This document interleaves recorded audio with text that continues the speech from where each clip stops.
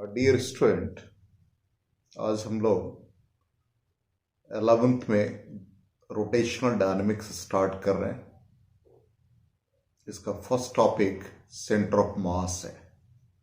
Centre of मास को हमने दो सेगमेंट में डिवाइड किया है। फर्स्ट सेगमेंट में थ्योरेटिकल पोर्शन, जिससे एक मैथमेटिकल रिजल्ट्स हम लोग फाइंड करेंगे, और सेकेंड पोर्शन में इससे रिलेटेड प्रॉब्लम्स को डील करेंगे। तो सबसे पहले सेंटर ऑफ मास में हम लोग ये समझे सिस्टम किसे कहते हैं। इसको समझने के लिए हमने एक ब्लॉक लिया।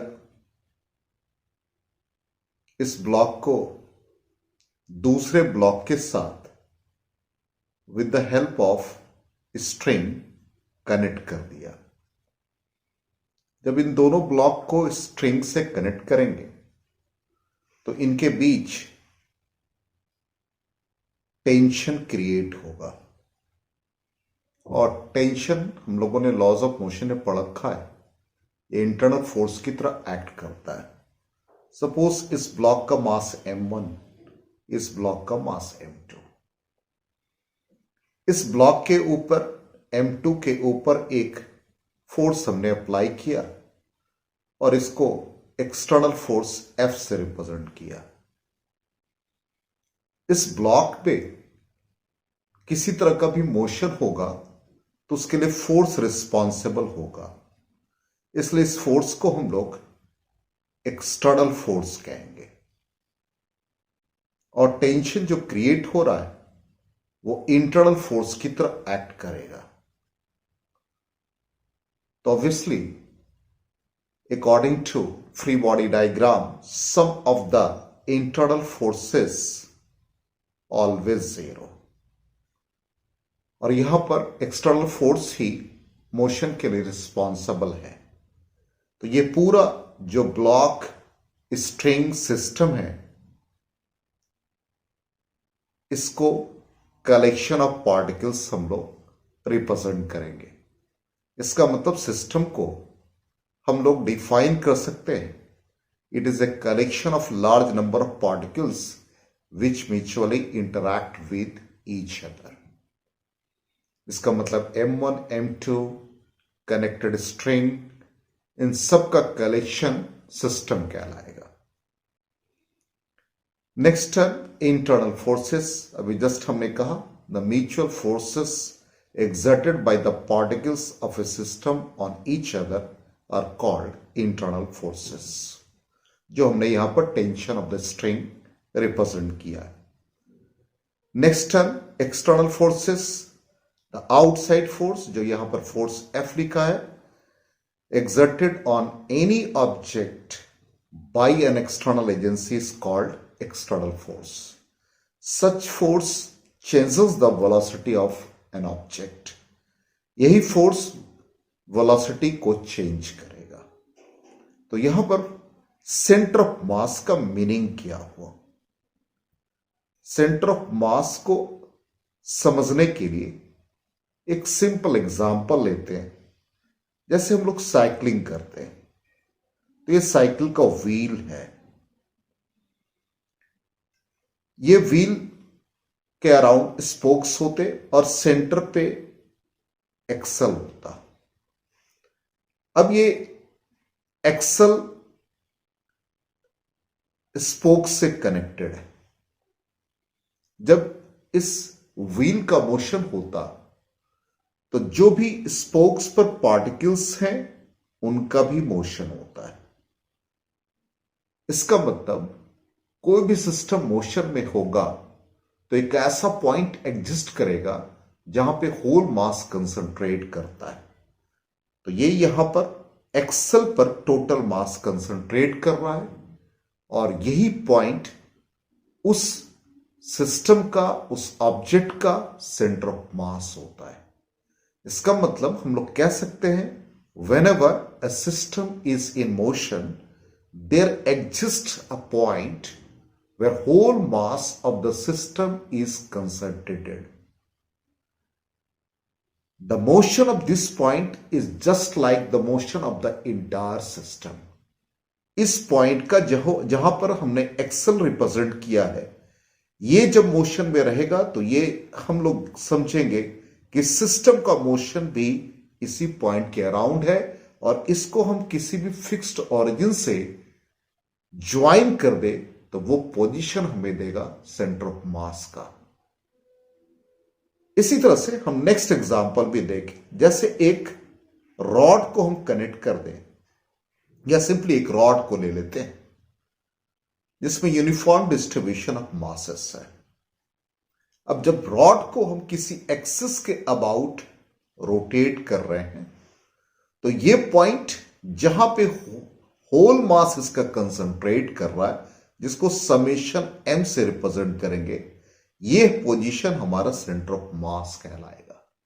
इसलिए एक thin uniform rod, thin uniform का मतलब यूनिफॉर्म डिस्ट्रीब्यूशन ऑफ मासेस, तो उसका centre of mass exactly mid point पर होगा। जैसे आप एक सर्कल को या एक व्हील को रोटेट करते हैं तो सेंटर के अबाउट वो रोटेट होता है, इसका मतलब वहां पे उसका होल मास कंसंट्रेट कर रहा है। एक फैन हैंग किया हुआ है तो फैन का टोटल मास रॉड के अबाउट है, इसलिए वो पॉइंट सेंटर ऑफ मास कहलाएगा। अब सेंटर ऑफ मास हम लोग कैसे फाइंड करते हैं? तो दो पार्टिकल सिस्टम हम लोग कंसिडर कर रहे हैं। सिंपली दो पार्टिकल सिस्टम लिया, एक पार्टिकल यहां पे, दूसरा पार्टिकल यहां। अब इसको कोऑर्डिनेट फ्रेम से या सिंपली कोऑर्डिनेट सिस्टम से हम लोग रिप्रेजेंट कर दें। ऑरिजिन से इसको ज्वाइन कर देंगे, इसका पोजीशन वेक्टर ले लेंगे। इसका पोजीशन वेक्टर सपोज r1 ले लें हम लोग फर्स्ट पार्टिकल का, इसका मास m1, पोजीशन वेक्टर r1, इसका mass m2, position vector r2। Whole mass suppose जहां पे सेंटर ऑफ मास लिखा है यहां पे कंसंट्रेट कर रहा, इसका पोजीशन वेक्टर r वेक्टर ले लिया। जब इस सिस्टम का मोशन होगा तो ऑब्वियसली पोजीशन वेक्टर टाइम के साथ चेंज करेगा। तो फर्स्ट पार्टिकल का फॉर m1 यदि हम पोजीशन वेक्टर लिखते हैं r1, तो ये यदि वैरी करेगा तो वेलोसिटी हमें फर्स्ट पार्टिकल का देगा। इसी तरह से m2 को लिखें तो m2 के लिए velocity v2 is equal to इसका पोजीशन चेंज कर रहा विद रिस्पेक्ट टू टाइम। अब ये दो पार्टिकल सिस्टम को यदि हम अलग से रीड्रॉ करें, ये दो पार्टिकल सिस्टम को हमने ड्रॉ किया,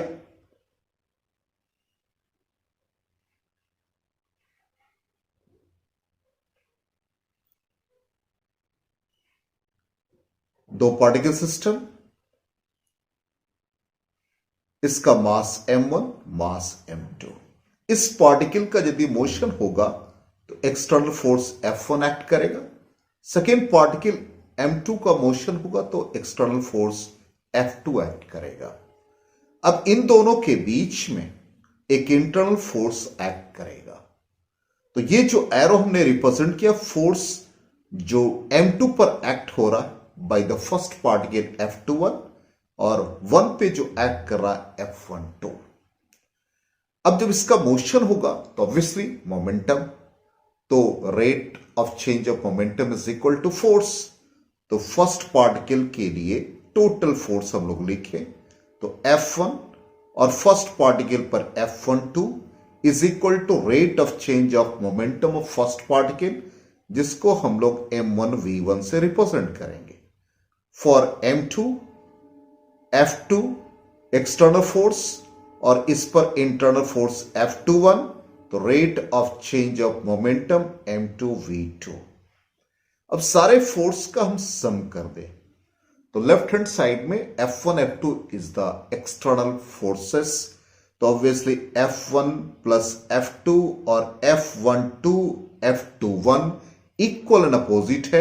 जब ये इक्वल एंड अपोजिट होगा तो एक दूसरे को कैंसिल कर देगा और यहां पर rate of change of momentum first particle का हमने पोजीशन वेक्टर के फॉर्म में dr1/dt लिखा, d/dt ये m2 dr2/dt।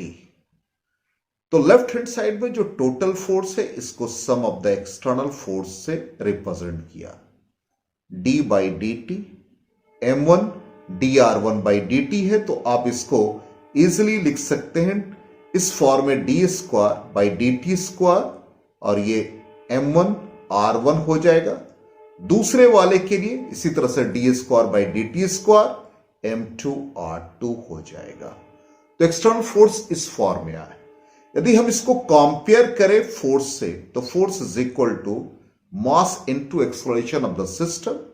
तो एक्सेलरेशन को हम लोग लिखते हैं second derivative of position vector d²r/dt²। यदि इसको दोनों को कंपेयर करें तो यहां पर लेफ्ट हैंड साइड में दोनों में फोर्सेस है और राइट हैंड साइड में यहां तो पोजीशन वेक्टर को रिप्रेजेंट कर रहा है लेकिन यहां पर मास से मल्टीप्लिकेशन नहीं है, इसलिए इसके लिए हम एक मैथमेटिकल एक स्टेप लेते हैं कि होल मास से मल्टीप्लाई कर दे और होल मास से डिवाइड कर दे। तो d²/dt² m1 r1 plus m2 r2 divided by m1 plus m2। हमने यहां पर होल मास से मल्टीप्लाई होल मास से डिवाइड किया। इसको कंपेयर करें तो ये टोटल मास को रिप्रेजेंट करेगा, इसको कंपेयर करें तो ये पोजीशन को रिप्रेजेंट करेगा, इसलिए ये m1 r1 plus m2 r2 divided by m1 plus m2। तो दो पार्टिकल सिस्टम के लिए सेंटर ऑफ मास हमने ये फाइंड किया। यहां पर वही लिखा हमने, फर्स्ट पार्टिकल का पोजीशन वेक्टर, सेकेंड पार्टिकल का पोजीशन वेक्टर, सेंटर ऑफ मास का पोजीशन वेक्टर। इसके बाद हमने फर्स्ट पार्टिकल का पोजीशन चेंज किया, वेलोसिटी के फॉर्म में लिखा। नेक्स्ट हमने फोर्स एक्सटर्नल फोर्स F1 लिया था, F2 लिया था, internal forces F12 F21 internal forces लिया।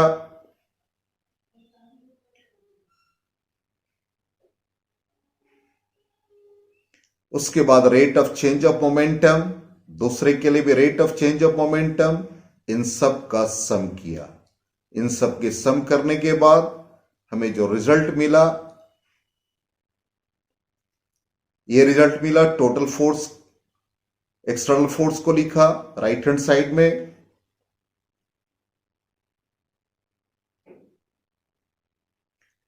और फिर सम ऑफ द इंटरनल फोर्सेस 0। तो यहां पे इन सब को सिंप्लीफाई किया तो फाइनली हमें पोजीशन मिल गया सेंटर ऑफ मास का, जो हमने यहां पर राइट हैंड साइड में लिखा है। तो इस तरह से हम लोगों ने पोजीशन दो पार्टिकल सिस्टम का लिखा। तो फर्स्ट पॉइंट का एक्सप्लेनेशन है कि यहां पर जो भी हमने फोर्स लिखा है with the help of external force, इसका मतलब sum of the internal force always 0 और ये पेयर के फॉर्म में रहेगा तो F12 F21 को कैंसिल करता है। इसका मतलब motion of the entire system is described under the effect of external forces only. The sum of internal forces is always 0.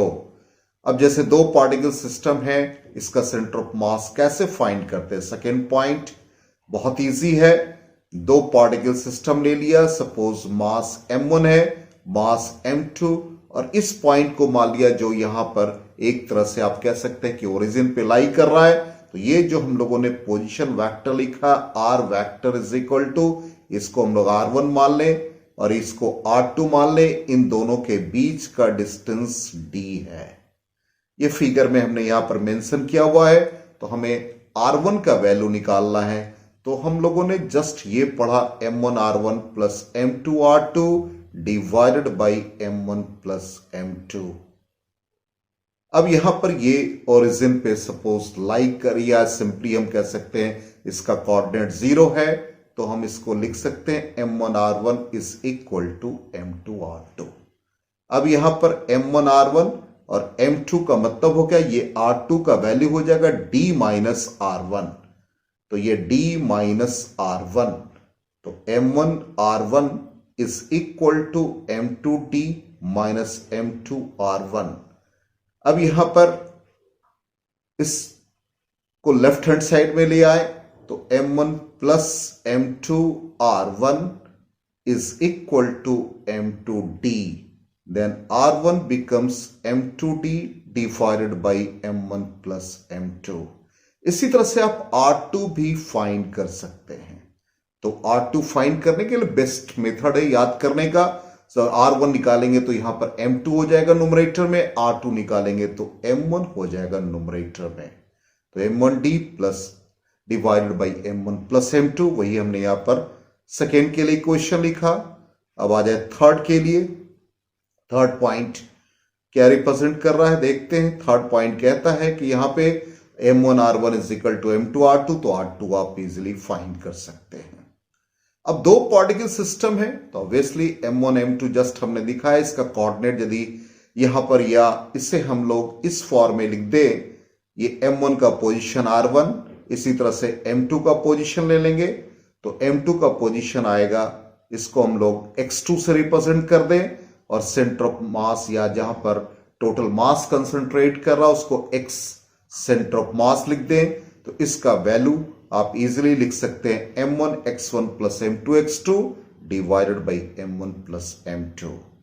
अब दोनों के मासेस आइडेंटिकल हो जाए तो इसमें हम सब्स्टिट्यूट करेंगे, तो x सेंटर ऑफ मास ये M1 या M1 की जगह M x1 plus M x2 divided by 2M, तो x centre of mass is equal to M cancel हो जाएगा, तो x1 plus x2 by 2 exactly mid point पर ये लाई करेगा, इसलिए रिजल्ट आ जाएगा centre of mass x1 plus x2 by 2। तो हमने लिखा है कि टू पार्टिकल सिस्टम में यदि इक्वल मासेस होंगे तो एग्जैक्टली मिडवे पर इसका सेंटर ऑफ मास लाई करेगा। इसी तरह से थ्री पार्टिकल सिस्टम ले ले, जैसे सपोज एक ट्रायंगुलर फॉर्म में ले ले, coordinate x1 y1 x2 y2 x3 y3, इसका पोजीशन हम लोग x के लिए x centre of mass, y के लिए y सेंटर ऑफ मास ले ले, तो इसको लिख सकते हैं M1 x1 plus M2 x2 plus M3 x3 divided by whole mass. उसी तरह से y का भी हम फाइंड कर सकते हैं। और थ्री पार्टिकल सिस्टम के लिए यदि आइडेंटिकल मासेस हैं तो M1 x1 जो हम लोगों ने लिखा है, तो यहां पर थ्री पार्टिकल सिस्टम के लिए mx1 आइडेंटिकल हो जाएंगे mx2 mx3 divided by 3m, तो ये हमें पोजीशन मिल जाएगा सेंटर ऑफ मास का। इसका मतलब ये बिल्कुल सेंट्रॉइड पे आएगा ट्रायंगल के फॉर्म में, x1 plus x2 plus x3 by 3। इसी तरह से आप y के लिए भी फाइंड कर सकते हैं, तो y के लिए y1 plus y2 plus y3 by 3 आ जाएगा। तो सेंटर ऑफ मास लाई करेगा at the centroid of the triangle form by the particles. इसी तरह से n पार्टिकल्स के लिए ले लेंगे, तो यहां पर n पार्टिकल्स के लिए m1 x1 plus m2 x2 up to mn xn upon total mass, और इन सबको समेशन के फॉर्म में लिख देंगे, तो summation mi xi divided by summation mi। तो इस तरह से n पार्टिकल सिस्टम का भी आप फाइंड कर सकते हैं इजिली। तो यहां पर समेशन mi टोटल मास को रिप्रेजेंट करेगा। तो n पार्टिकल सिस्टम को जैसे यहां पर हमने बहुत सारे पार्टिकल्स को रिप्रेजेंट किया, एक को m1 लिया जिसका कोऑर्डिनेट है x1 y1 z1, 3 डायमेंशन में लिया, m2 के लिए m3 के लिए अप टू mn, और इन सबको हमने जनरलाइज्ड वे में लिख दिया, x centre of mass m1 x1 plus m2 x2 up to mn xn divided by whole mass, इसी तरह से y के लिए z के लिए, और इन सबको समराइज कर दिया समेशन के फॉर्म में। तो समेशन mi xi, i का वैल्यू 1 से n पुट करेंगे, 1 रखेंगे तो m1 x1 आ जाएगा, m2 x2, तो जितने भी पार्टिकल हैं उसी के अकॉर्डिंग आप i का वैल्यू पुट करते जाएंगे, और x और y z इन तीनों का कोऑर्डिनेट या इनका सेंटर ऑफ मास का पोजीशन मिल जाएगा। यदि हम इसको वेक्टर फॉर्म में लिखे तो ऑब्वियसली जहां इसका पोजीशन वेक्टर है ri is equal to xi i cap plus yi j cap plus zi k cap, तो i का वैल्यू 1 2 3 इस तरह से सब्स्टिट्यूट करेंगे, और आर का पोजीशन आप फाइंड कर सकते हैं summation M I R I divided by summation M I. अब किसी रिजिड बॉडी का मतलब होता है जिसका शेप एंड साइज फिक्स होता है और inter particle displacement during the motion change नहीं करता। तो उस कंडीशन में हम लोग इसके कोऑर्डिनेट को इसी फॉर्म में लिखेंगे समेशन के फॉर्म में। तो x के लिए summation M I X I, y के लिए वैसे summation M I Y I, summation M I Z coordinate के लिए टोटल को डिवाइड कर देंगे समेशन एम आई से। और यहां पे यदि कंटिन्यूअस डिस्ट्रीब्यूशन ऑफ मासेस होगा तो समेशन एम आई या डेल्टा आई टोटल मास को रिप्रेजेंट करेगा। और इसी तरह से एक्स डीएम यदि हम लिखना चाहेंगे तो ये हमारा जैसे एक्स का पोजीशन आप लिखना चाहें तो ये इस फॉर्म में आ जाएगा summation DM X I by total mass capital M. इसी तरह से Y centre of mass find करेंगे तो summation DM Y I by total mass या डीएम जो ये एम है समेशन डी एम के इक्वल है, इस फॉर्म में आ जाएगा।